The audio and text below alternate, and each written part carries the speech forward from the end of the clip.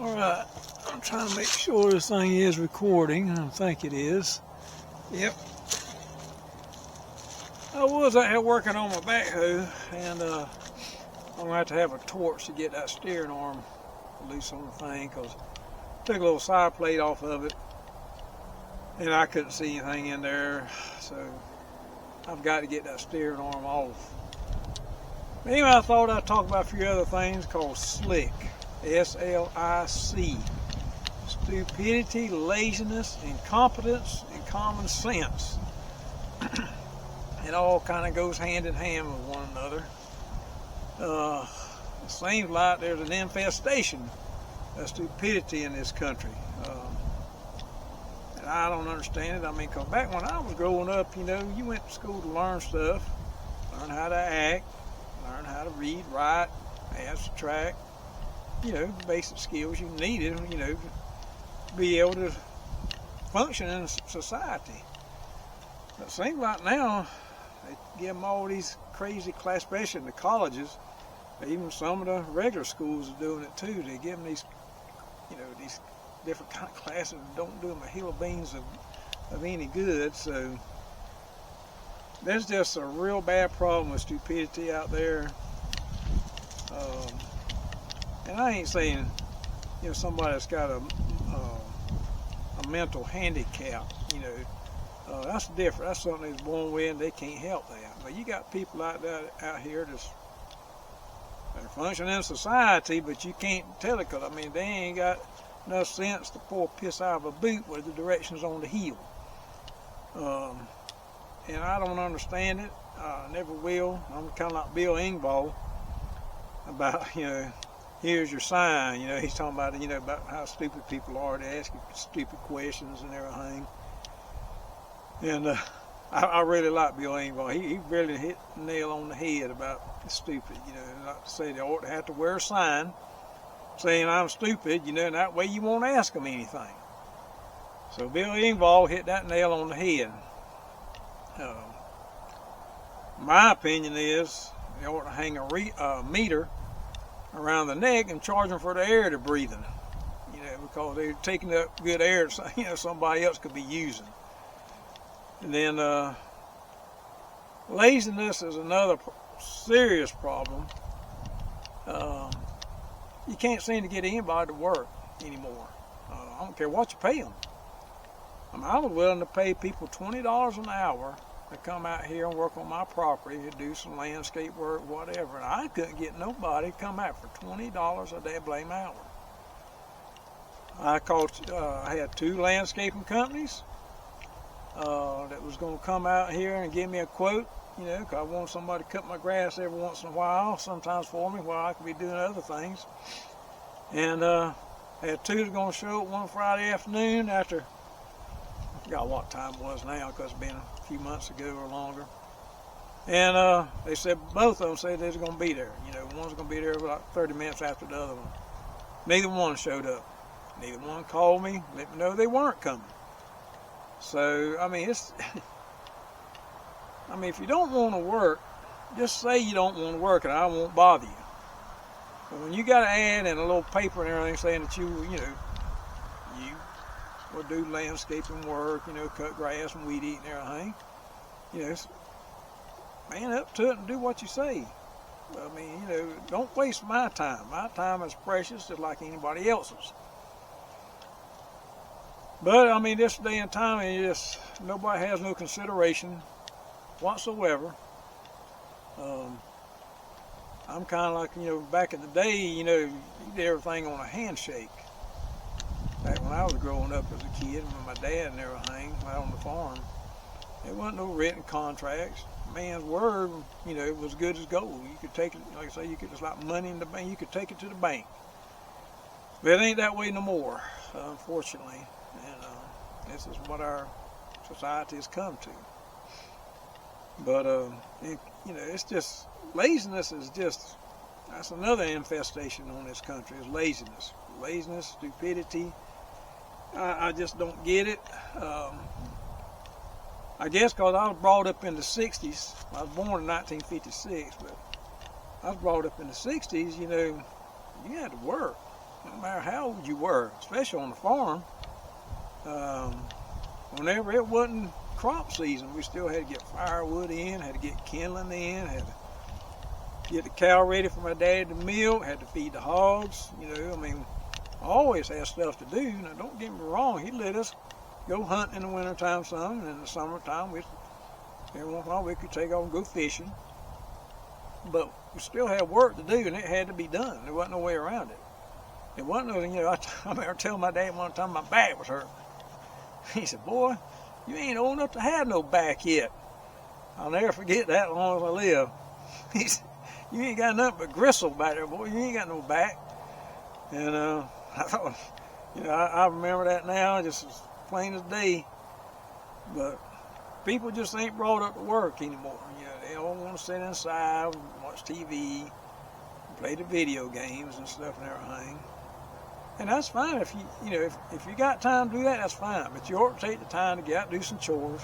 Even if you're, in a house, in town somewhere, you can cut the grass, and you can, cut the grass, you can help clean up the house, whatever, do chores around the house, help your parents out if you're a kid. Of course, I've seen a lot of adults worse than kids. I've seen grown men in their 30s, or they're more interested in playing video games when they got home than they were spending time with their family. And I think that's just a whole different level of sadness right there, in my opinion. But incompetence is another one. I swear, I mean, it all goes hand in hand with the stupidity and laziness and incompetence. People are so incompetent. I mean, they act like they can't do anything, or basically they don't want to do anything. But I mean, you can't depend on anything. I just like our mail, where we at. It's just crazy. We had 2 days there we didn't get no mail, and we're supposed to have packages delivered both those days. One was on Thursday, and they put down for the reason not delivered, it says no access to driveway blocked. Well, my driveway is never blocked. Never. I mean, never. I don't know how to express never any more than what I can say. It's never blocked. And but that's the reason they put it down, because they run out of time. Instead of putting down they run out of time, they put down driveway blocked. Well, that makes it sound like it's our fault, that they couldn't get here to deliver my packages. And that's what really ticked me off more than anything, was they put the reason they put down.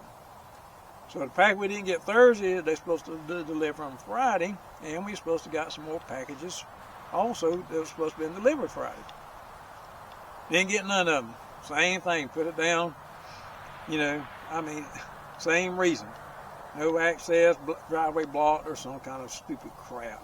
Man, that just making my blood boil every time I read that. And then, so I went up there Saturday morning.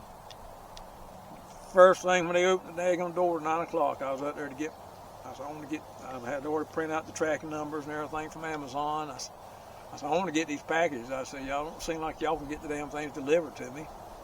So, I got them. I got home, was checking Amazon, and said they put down the packages delivered. Well, no, they weren't delivered. I had to go pick the damn things up, you idiots. I tell you, FedEx is about as bad. I ordered 2 air conditioners for my motorhome. Big old red label on one whole end of the box is air is pointing up this way up, They unloaded the damn thing in my driveway, turned one on its side, stood one on its end. The directions right on there, I says, oh my Lord. It just killed me, and it just amazes me how these companies, now UPS, I haven't had any serious problems with UPS. I've always gotten everything that is supposed to be delivered by them. I've always gotten it, and it's never been a problem, doesn't seem like. But FedEx, man, I tried to chase down some batteries, ordered for a power tool one time when I worked for local materials for a month. They kept putting them on the truck, they ride around, wouldn't deliver, take it back to the hub, and I called and, well, can I come to the hub and pick them up? So you can't pick them up at the hub. I said, well, how am I supposed to get these batteries? And they just give me this some kind of lame excuse all the time. But it took a cotton picking month to get those damn things. And I'm not exaggerating. It was a month. And I had one FedEx supposed to deliver some cat food we ordered offline, and it was supposed to be frozen. And my wife just had to look out there and says, honey, there's somebody out there at our mailbox in a U-Haul truck. Look out there. And it was a FedEx. I guess they was having to use a U-Haul truck. She put my package out there on the ground at my mailbox. And this like, I don't know, 300 and something feet. I mean, I got a real long front yard. And she just happened to see him out there. And I was going out there, hoofing it out there and said, hey, what are you doing? I said, yeah, and I was trying to ask her why come she wasn't delivering it up to my porch like they normally do. And she said, well, if you had to use this U-Haul truck, it might ground out. I said, on what? My driveway's flat. It's concrete. There's nowhere for you to ground out. Well, sir, I'm just telling you, here's your package. And she just took all spinning wheels, slinging gravel everywhere. That's just incompetence on top of incompetence. But, I mean, what can you do? That's the problem. There's really nothing you can do about it is the problem. And that's another problem I see. You can't, I mean, this just kills me how incompetent people are. How businesses are incompetent. You can't call any company now and talk to a person if just trying to get to a live person. You got to go through the whole automated system and everything. And I'm just sitting there, my blood's boiling, I'm about to pop a blood vessel. And my wife, once I called about something, about a bill. We got a crazy bill from my internet carrier, from CenturyLink, and charged $180. And they didn't even come out to the house. We was just talking to them over the phone. And they charged us $180. Even my wife sent them an email and wrote down all the charges on there saying there's no way it should be that, blah, blah, and everything. And they just sent a response back that the bill is correct. You need to pay it or your service will be cut off. Man, I was so hot about that. I mean, she's had to call and we get a crazy bill. She said, it's just best just to pay it. You're going to have a stroke, if you don't, just arguing with these people ain't doing you no good. So, and like I say, there's nothing you can do. I mean, at that time, that was the only internet carrier we had. Luckily now, Central Access, which is a division of Central Alabama Power, they got fiber internet out here to our property fine, and man, it's just a blessing. I couldn't wait to call CenturyLink and get that mess cut off. Happy as a little kid in an ice cream store, just, but in common sense, I just don't get this at all. And people just you can go a long ways. The only education I've got is a high school education. That's it. I took an electrical course when I worked for Florida Daniels Construction back in the 80s, and I passed it with flying colors and got a journeyman's card with them. But as far as going to any kind of college or anything, I ain't got no college degree. But from what I've seen, these people with college degrees, their common sense, it's like a BB and a snuff can. It's just rolling around in there, ain't doing squat for them. I mean, they couldn't figure out how to change a tire on a car.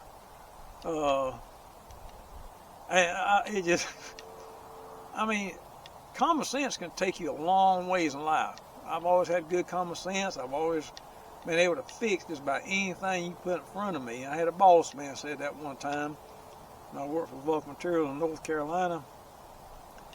I fixed all kinds of stuff around there for him, and he bragged on me one time, said, just get Homer a diagram of it, he can fix it, no matter what it is.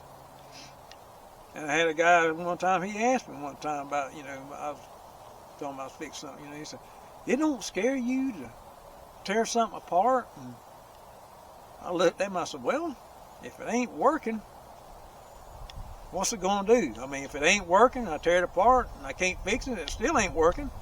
You just got to buy another one. But if you tear it apart, you might can fix it. There you go. But you ain't gonna ever know. If you're too scared to tear something apart and try to fix it, you're never gonna learn anything. You gotta have the want to. You gotta have the want to. The first time I learned how to work on motors, I used to hang around a man. He had 10 boys and 1 girl, and he was just an old mechanic. But he's one of the best mechanics I ever saw. And I hung around, and every one of the boys was ace mechanics too. I hung around with them when I was a teenager and everything, and I learned how to work on cars just by hanging around them, and listening to them talk and stuff. And when I rebuilt my first motor, I got that one of them boys to help me with it, and he showed me how to do it and everything. After that, man, I was lickety split. I could rebuild that motor by myself. But you got to pay attention at what somebody's doing. When I was a helper in the electrical trade, I didn't just stand over to the side and twiddle my thumbs. I got in and I watched what they were doing. I want to learn how to do it. And I mean, I caught on to bending conduit, man. A couple of weeks I could bend conduit good as a journeyman could. Of course, there's always geometry, and I was always good at geometry. And but you got to pay attention. If I can watch somebody do something, I can pretty much do it myself. I put a windshield in my motorhome. Had never done one before in my life. I bought stuff off Amazon, the suction cup, and the tools to work the gasket and everything. Watched a guy do one on a video. Shoot, I had a guy who was going to come out and put it in for me, but he was so busy I didn't know if he was going to make it by in time before we went off on another trip. So I got out there, put that thing in myself. And he come up about a week later. He said, well, I see you got your windshield in. I said, yeah, I got it. And he said, well, who'd you get to put it in? I said, I put it in myself. He said, you're kidding. I said, no, I put it in. He worked with it. He said, well, man, look, you did a good job. I said, well, thank you. And I told him, I said, well, one thing you ain't got to worry about. And he said, what's that? I said, you ain't got to worry about me taking your job away from you, because I'd be damned if I want to do that for a living. He laughed and he said, yeah, it's hard work, ain't it? I said, yeah, it was hard work. My gosh. Windshield weighed about 80 pounds, and you trying to, and it's wide. God, it's like 5 or 6 foot wide. I said, trying to tote that thing up and trying to get it in that gasket and everything, and trying to work it around and hoping and praying you don't crack it. A 1,200, by the time I got it shipped to the house and everything, all the fees and tax and everything, it wound up like $1,200 and something for a windshield. And that's a half of a windshield. Yeah. So, but like I say, common sense is just people need to take the time to study something a little bit, look at it. And if you don't think you can remember how you took it apart, take a few pictures. I still do that myself, on some stuff. When I work at that jail, I'll take a picture of something, if I'm not sure, about the wiring or something. When I did service my generator on my motorhome, it's a 7.5 kW 09 diesel generator. I took pictures, and stuff, if I wasn't sure if I remember how it went back. I took some pictures and everything, for reference. I mean, there's ways of doing it. And before all these cameras on the phones, I would make notes. I'd take me a piece of paper and I'd write down notes. I said, well, this wire went from here to there, if it had a number on it or whatever. So there's ways of doing stuff, But common sense, like I say, stupidity, it's just, all of it is just, I don't know. I just don't get it. I guess I never will. My wife said, you got to remember, everybody's not like you. I said, well, I don't expect everybody to be like me, but they could put forth a little more effort and try to do some of this stuff themselves. I mean, I don't get it. sometimes I think the whole world's going to hell in a handbasket, as a saying my dad used to say. And it seems like it has, to a certain point. Don't get me wrong, this is a great nation. I love my country. My boy, he's serving in the Air Force. My daughter, she's in North Carolina. But all my uncles was in the military on my mother's side, and I was one or two on my daddy's side, which they're all passed and gone now. But I love this country, and I would do anything that I could if I thought I could do something. But there's, like I say, being an individual, there's so little you can do. You can make little videos like this, but then you got to be careful what you say on these videos. You know, YouTube and Google, which is, you know, YouTube is owned by Google. You have to be careful what you say. You can't say certain things, you know. So you have to kind of tiptoe around some things. But, you know, I see a lot of stuff on there. I see some stuff on there shouldn't be on there, and they let it be on there. And I don't understand that. Especially some of this sexual explicit, I can't even say the word, stuff I see on there sometimes. I said, how the devil did that get on there, but yet you can't say something political about somebody? I said, that right there just don't make no sense. And they might want to kick me off for saying that. But if they do, so be it. You know, if I can't speak my mind, if I can't speak the truth, then, you know, I may as well not be on here speaking anything at all. I'll take it as it goes. If they don't, you know, censor that or put it where it can't be viewed, I'd appreciate it. But, you know, I'm not going to beg or, you know, cower down and, you know, oh, please, you know, put up and let me get back on. I ain't doing that. That ain't happening.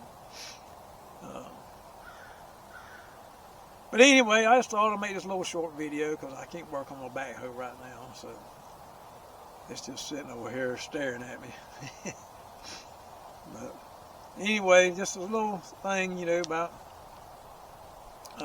you know, like I said, you know, just slick, I called it, S-L-I-C, stupidity, lack of, well, I say, you know, L, it could be, L could stand for a lot of things, really, in a way. The I is incompetence and the C is common sense. But L could stand for a lack of interest, loco, other different damn things on the L part. But, you know, it's just, I wish people would just kind of wake up, try to do what's right for their country and for their lives, you know, and wake up and smell the roses, or like my wife says, she likes to smell the coffee, because she's got to have her coffee. But I just wish, you know, things could be different from what they are. But I don't foresee it a lot. I mean, there's some things going to get changed with this next president, I hope. But don't know for sure, because he thought he was going to change a lot of things when he was in there the first time, and everybody was just fighting him tooth and nail. He spent more of his time fighting them than he did trying to accomplish what he said he wanted to accomplish, because he, you know, they just dogged him to death, you know, and that's more of that incompetence. And so, you know, you got to try to meet in the middle sometimes, and try to do what's right for the country. But our politicians is just, some of them just gotten totally out of hand. I think they're living in a dream world, which is their world and not our world. So I really don't know what's going to become of people like that, because they're not living in a true reality. They talking about how great the economy was and all that kind of stuff. The economy sucked the last 4 years. Bad. I went, bought some groceries here a couple of weeks ago or something or other. The month before, I got eggs, they was $5 and something for an 18-count extra large, and this time they was $6 and something for an 18-count extra large. And I bought a pack of cheese, Kraft sliced cheese. There's been a 16-ounce pack of cheese, I know, since the 70s, when I worked in the grocery chain in the 70s. And Dad blamed they had done changed it to, I think it was 14.5 ounces or something like that. I said, oh my Lord, I could not believe that. A cereal, they've been doing that for years, dropping the amount of ounces that's in a box of cereal. But I guess they think people don't notice it. Me, I notice stuff like that. A lot of people probably don't, but I do. I look at it, I look at the price per ounce and everything, see which one's the better buy. You think something that ought to be a better buy would be a larger box. Instead of buying a small box or a small can, you get the bigger box, a bigger can. That's not true. A lot of times you can buy the smaller cans per ounce is cheaper in the smaller can than it is in the bigger can or the boxes, either way. Which that makes no sense to me at all. It used to be right the opposite. Used to, the bigger the package, the cheaper it was. But that's all one of these gotcha things. So watch it when you're buying your groceries. Take a look at it and you'll see what I'm saying. Like that cheese, I can't believe that Kraft did that. They dropped from 16 ounces, I think it's 14.5, I'm pretty sure. Still the same amount of slices, but they dropped about 1.5 ounces off the whole package, so they dropped a little bit off each slice. So, just another one of those ways they can get you. So, buying your groceries, really check your stuff. Unless you got plenty of money and you don't give a rat's ass, but I really care about, the money I'm spending on stuff like that, because I need money for other things. You don't ever know what's going to happen to you. But, oh well. Well, this will be signing off. Y'all have a good day, what's left of it. Enjoy life best you can.